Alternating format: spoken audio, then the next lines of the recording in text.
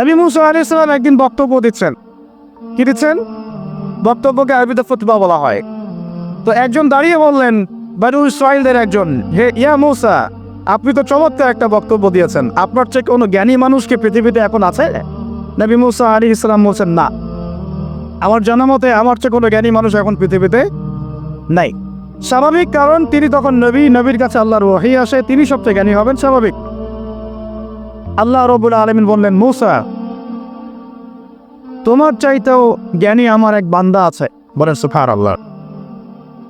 নবী মুসা আলাইহিস সালাম যখনই শুনতে পারলেন যে আমার চেয়েও জ্ঞানী একজন বান্দা আছেন, তিনি বললেন যে আমি তার সাথে দেখা করতে চাই, আমি তার সাথে দেখা করতে চাই। যুবকরা শোনেন, জ্ঞানী মানুষের সন্ধান পাওয়ার পরে নবী মুসা নবী হয়েও দূর দূরান্ত সফর করেছেন ওই জ্ঞানী মানুষের সাথে সাক্ষাৎ করার জন্য।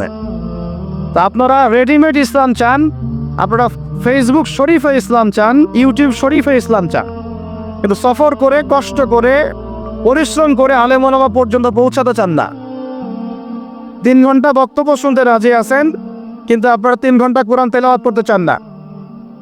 তো নবী মুসা আলাইহিস সালাম কি বলেছিলেন? জ্ঞানী মানুষ, তাই তো? তো যখন আল্লাহ পাক বললেন যে না, আমার আরেকজন বান্দা আছে, তিনি জ্ঞানী মানুষ, তখন তিনি বললেন যে আমি তার সাথে কি করতে চাই?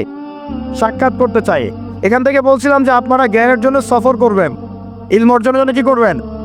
সফর করবেন, আলেমদের কাছে যাবেন, তাদের বাসায় যাবেন, সাক্ষাৎ করবেন, মাদ্রাসায় যাবেন, সোহবত নেবেন। সবসময় রেডিমেড জ্ঞান নিতে আসবেন না। তো রেডিমেড জিনিস পেলে মানুষের মূল্য বোঝে না। ওই যে সাহাবীরা যারা রক্ত দিয়ে ইসলাম প্রতিষ্ঠা করেছে, তারা জানতেন ইসলাম কি জিনিস। আমরা রেডিমেড পেয়েছি, তো আমরা বুঝি না ইসলাম কি জিনিস, আমরা বুঝি না, বিশ্বাস করেন, আমরা বুঝি না। তো যাই হোক, তো মুসা আলাইহিস সালাম বলছেন, যদি আমাকে যুগ যুগ ধরে সফর করতে হয় তবুও আমি সফর করব, তারপরেও আমি তার সাক্ষাৎ চাই। আল্লাহ পাক বললেন, ঠিক আছে, তুমি তাকে পাবে যখন মাজমাউল বাহরাইন বলা হয়, 2 সমুদ্র যেখানে মিলে যাবে সেখানে তুমি আমার সেই বান্দাকে পাবে। কোথায় পাবে ভাই? 2 সমুদ্র যেখানে মিলে যাবে সেখানে পাবে। এখানে আপনি ভৌগোলিকভাবে এর ব্যাখ্যা নিতে পারেন, আধ্যাত্মিকভাবে নিতে পারেন। 2 সমুদ্র বলতে হয়তো বা ভৌগোলিকভাবে বোঝানো হতে পারে, অথবা আধ্যাত্মিকতাও বোঝানো হতে পারে, যে বস্তুবাদী জ্ঞান এবং মারিফতের জ্ঞান যেখানে মিলে যাবে সেখানে। আল্লাহু আ'লাম, আল্লাহ ভালো জানেন। তা নবী মুসা আলাইহিস সালাম তার একজন সঙ্গীকে নিলেন, সেই সঙ্গী একজন যুবক। তরুণরা ভালো করে শোনেন, তরুণদের ত্যাগেই ইসলাম দাঁড়িয়ে আছে, আলহামদুলিল্লাহ। এই তরুণরা যদি এই স্মার্টফোন, এই পাবজি, এই ফ্রি ফায়ার, এই মেয়ের প্রতি আসক্তি, ফ্রি মিক্সিং, এই মাদক, এগুলো ছেড়ে দিতে পারে, দিয়ে নামাজি হয়, কোরআন বলা হয়, ওলামায়ে কেরামের সাথে পরামর্শ করে চলে, উম্মার জামার মধ্যে থাকে, একটা ইমারার মধ্যে থাকে, ইনশাআল্লাহ আল্লাহর জমিনে আল্লাহর দিনের ইকামত কেউ ঠেকাতে পারবে না ইনশাআল্লাহ। দুঃখজনক হচ্ছে আপনারা সেখানে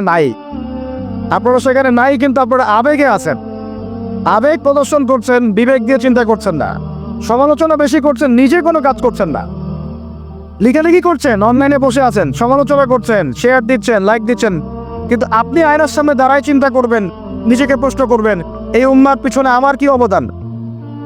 এই উম্মাকে বিজয়ী করার পিছনে আমার অবদানটা কি? এই দেশকে উন্নতিতে নিয়ে যাওয়ার জন্য আমার অবদানটা কি? আমি আজ পর্যন্ত কি করেছি? দেখবেন জিরো, রেজাল্ট কি? জিরো। এই কাপুরুষ প্রজন্ম দিয়ে দিন কায়েম হবে না। মুখে কথা বলা অনেক সহজ, এরকম চেয়ারে বসে 2টা লেকচার দেওয়া কঠিন।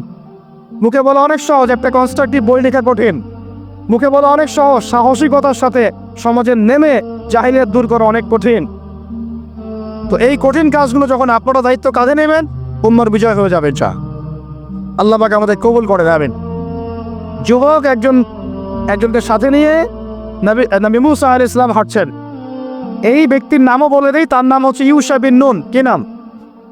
তিনি পরবর্তীতে নবী হয়েছিলেন, এবং তার পরবর্তীতে যে তালুত নাম শুনেছেন, যাকে সেনাপতি করা হয়েছিল, মনে আছে? ভুলে গেছেন, আপনার পড়েন নাই মনে হয়, সূরা বাকারার শেষের দিকে আছে। ওই তালুতের নেতৃত্বেই তো বাইতুল মুকাদ্দাস জয় হলো, বনু ইসরাইল সেখানে ঢুকলো, এবং তখন সূর্য ডুবে যাচ্ছিল। তিনি দোয়া করছিলেন, আল্লাহ সূর্যটাকে থামিয়ে দাও। আল্লাহ পাক বাইতুল মুকাদ্দাস বিজয়ের সাথে সূর্যকে থামিয়ে দিলেন। সুবহানাল্লাহ।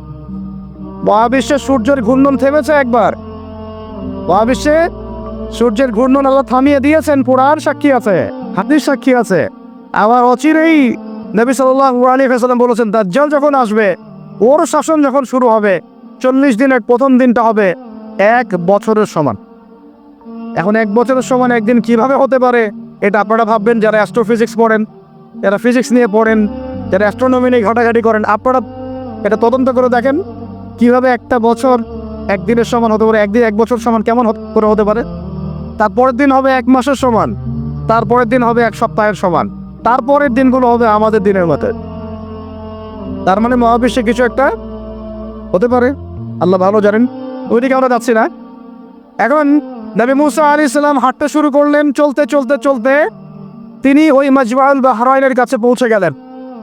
আল্লাহর পক্ষ থেকে নির্দেশ ছিল, তোমার থলির মধ্যে একটা মাছ নাও, যেই মাছটা যখন লাফ দিয়ে জীবিত হয়ে যাবে এবং সমুদ্রে লাফ দিয়ে ফেলবে তখনই তুমি তার দেখা পাবে।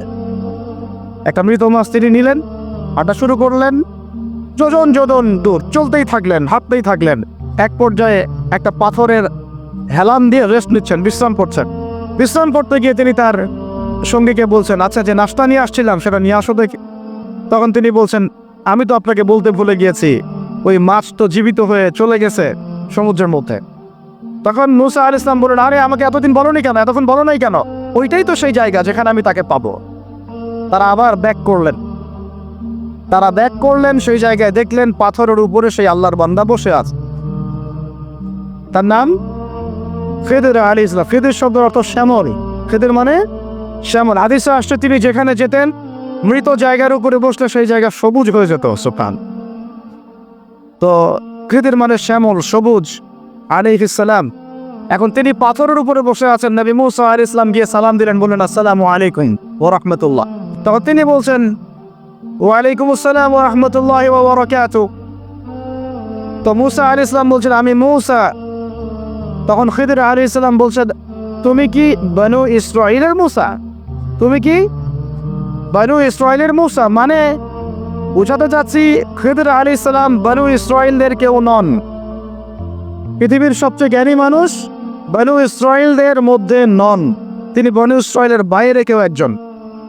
তাই এখনকার যে স্টেট অফ ইসরায়েল দাবি করে যে তারা হচ্ছে ইহুদি এবং তারা বনু ইসরাইল, তারাই পৃথিবীর সবচেয়ে এলিট সোসাইটি, বাকি সবাই তেলাপোকা।